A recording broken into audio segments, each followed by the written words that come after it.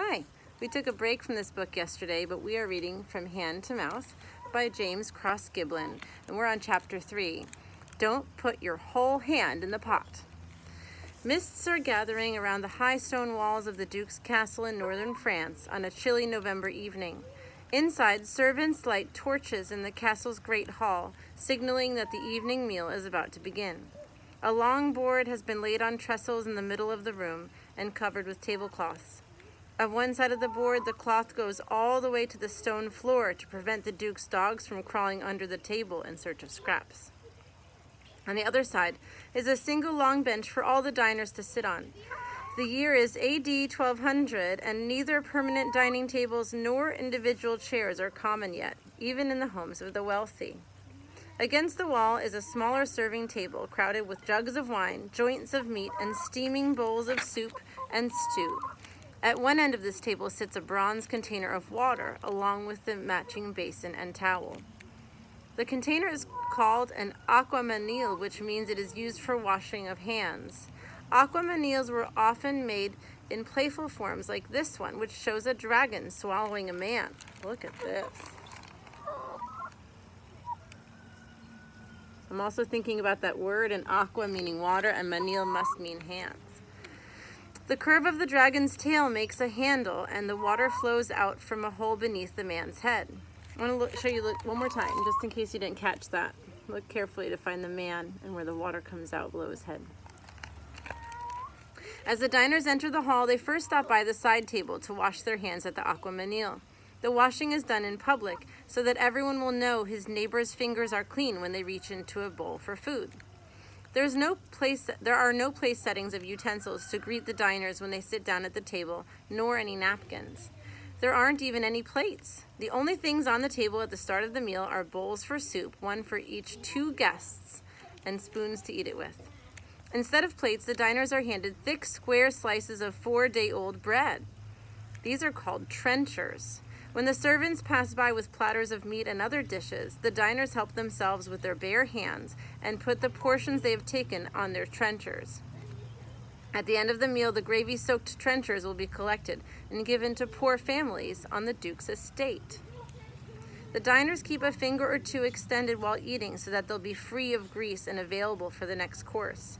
From this probably comes today's polite custom of extending the little finger while holding a spoon or a small fork. Like this, right?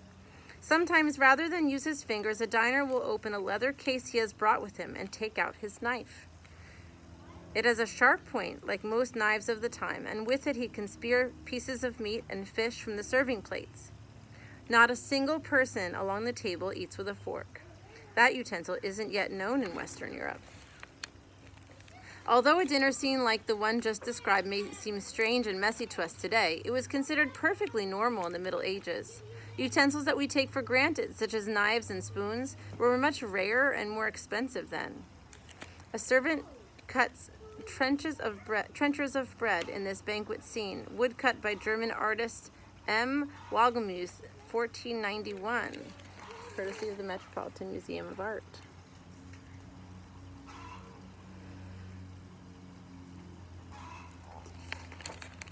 The making of knives and other cutting tools became a respected profession of the Middle Ages. From about the year 1200, the cutlery industry was centered at London and Sheffield in England, at Paris and Thiers in France, and at Solingen in Germany. These places all had plentiful timber to heat furnaces and provide charcoal for making steel, as well as the water low in chemicals that was needed for hardening and tempering the metal. In Sheffield, England, 2 men working together forged the steel for knives. One, the forger, held the red-hot bar of steel on an anvil with a pair of tongs. He kept twisting and turning the bar while his partner, the hammerman, beat it with a heavy hammer. Often the men had to reheat the bar several times before they succeeded in reducing it to the right thickness. After that, the future knife blade was tempered, ground, wetted to a fine, sharp edge, and finally polished. All told, the forged knife blade went through at least 12 separate operations before it was ready for a handle to be attached to the projection, or tang, at its top. Master cutlers produced elaborate knives for their wealthy customers among the nobility and the clergy. Sometimes the blades were made of silver instead of steel. They had handles of marble, ivory, agate, amber, or gold. Often a design was carved into the handle, or it was inlaid with precious stones. Some English table knives of the 1400s were said to have handles made from unicorn horns. Such handles were prized because the horn of a unicorn was believed to act as a charm against poison. The handles probably came from the narwhal, a sea creature with a single long tusk. Until the 1660s, people thought narwhal tusks were really unicorn horns. Innkeepers didn't provide table knives for their guests in the Middle Ages, and most hosts didn't either. So people took their knives with them when they traveled. The wealthy nobles and clergy carried theirs in their handsome sheaths of tooled and decorated leather. Poor simply stuck their knives into their belts or stocking. In the homes of well-to-do Christians, knives with different colored handles were used to help celebrate certain religious holidays. For example, knives with black handles made of ebony were brought out during Lent as a symbol of Christ's suffering. Then on Easter, knives with white handles made of ivory symbolized his resurrection. Here's a picture of a steel knife with ivory handle carved in the form of three boy acrobats, Italian, 17th century, courtesy of the Metropolitan Museum of Art.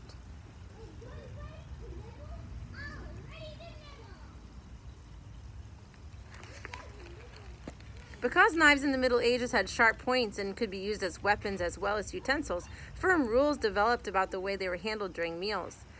A French book of instruction for college students advised the person in charge of the dining hall to say at the start of each meal, "Every man draw his knife," and at the end of the meal, "Every man clean his knife and replace it in its sheath." That way, no knives would be left lying around the table when not in use. Other rules said that a knife should always be placed on the table with a sharp edge facing in toward the diner rather than out toward his neighbor. It should never be lifted from the table during courses when it wasn't needed. And if it were offered to someone else, that knife should be held by the point instead of the handle so it wouldn't seem threatening. Spoons, like knives, were often subjects of great value in the Middle Ages. Starting in the 1200s, they began to be listed in the wills and household inventories of rich people. From these lists, we know that spoons were carved from all kinds of woods, especially boxwood, juniper, poplar, and cherry. They were also cast from bronze, brass, silver, and gold. Sometimes the tops of the stems were ornamented with precious stones. Other stems bore the owner's coat of arms. On some spoons, the stem was attached to the bowl with a small sculpted head of a dog, a lion, or a dragon. Because cheaper metals could be given a thin coating of silver and passed off as the real thing, King Edward I of England laid down a standard for silver spoons and other articles. In order to be described as made of silver, they had to contain at least 92.5% of valuable metal. The king ordered the wardens of Goldsmiths' Hall in London to examine all silver articles to make sure they met the standard. Those that passed the test were marked with a leopard's head on the back of the stem. Other cities had different marks, but all of them came to be known as hallmarks because the first ones were applied at Goldsmiths' Hall in the 1300s. While spoons made for the rich often seemed more like jewels and utensils, those used by the poor were made of wood or cheap metal like tin or pewter. Here's a picture of a Dutch peasant family saying grace before eating their dinner of soup, an etching by A. van Ostade, 1610 to 1685, courtesy of the Metropolitan Museum of Art.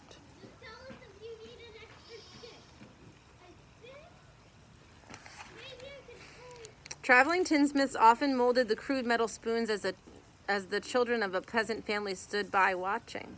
Some spoons made by the poor possessed their own special meaning and beauty. Young Norwegian men carved wooden spoons and gave them to girls they liked and hoped that the girls would accept them as suitors. Sometimes the young men made two spoons joined by a flexible wooden chain. In Holland, grooms-to-be carved bride spoons out of wood and gave them to their fiancés as presents before the wedding. The spoons often carried inscriptions that proclaimed the young man's feelings for his future wife. One of these, scratched in tiny letters on the back of the bowl, read, "My everlasting love, accept what I am sending you. Although it is rather simple, God knows it comes from the heart."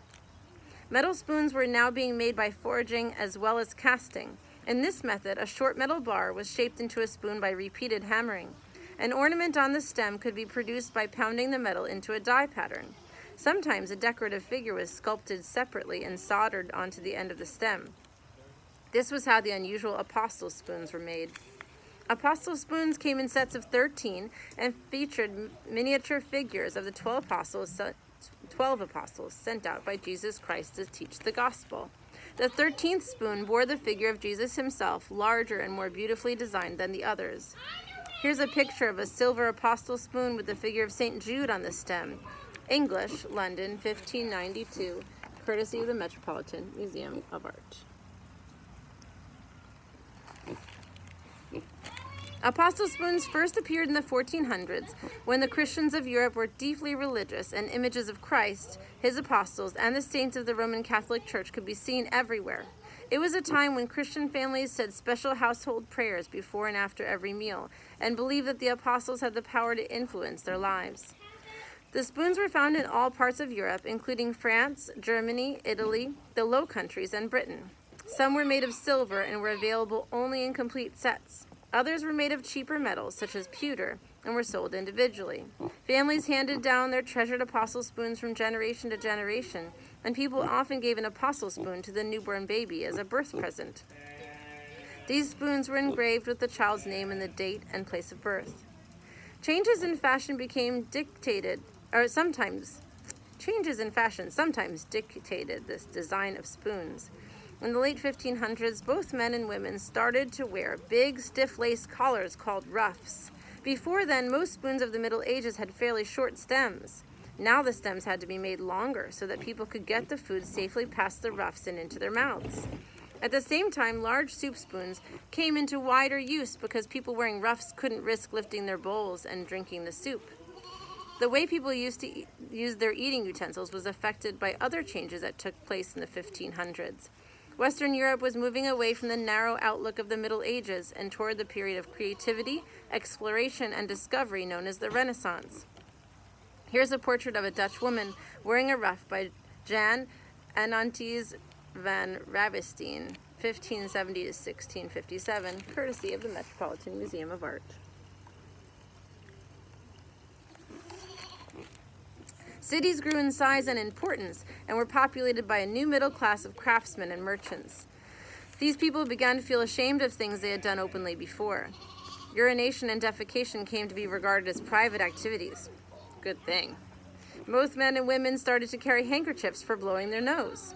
Plates of wood, pewter, or silver replaced the earlier trenchers of bread. And people at meals stopped drinking from a single goblet that they passed from one to another. Confronted by these changes, Europeans felt a need for new guides to proper behavior at the table and elsewhere. Many authors responded to this need, including the Dutch thinker Erasmus. In 1530, he published a book on manners titled On Civility in Children. It had been written for a 10-year-old French prince who later became King Henry II. Erasmus's book enjoyed an immediate success. It was reprinted more than 30 times in the next 6 years and appeared in numerous translations throughout Europe. An English translation was issued in 1532 and quickly became a standard textbook for well-to-do young Englishmen. Early in the book, Erasmus summed up his message. Be lenient toward the offenses of others, he advised his readers. A companion ought not to be less dear to you because he has worse manners. There are people who make up for the awkwardness of their behavior by other gifts. How generous.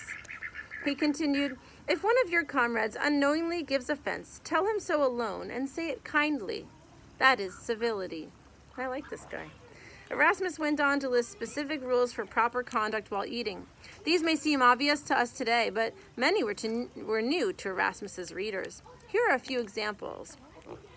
Take care to cut and clean your fingernails before dining. Otherwise, dirt from underneath the nails may get into the food. Don't be the first to reach into the pot. Only wolves and gluttons do that. And don't put your whole hand into it. Use only 3 fingers at most. Here's a picture of Erasmus of Rotterdam, etching by Albrecht Dürer, 1471 to 1528, courtesy of the Metropolitan Museum of Art. So this is the person that wrote those rules in that book.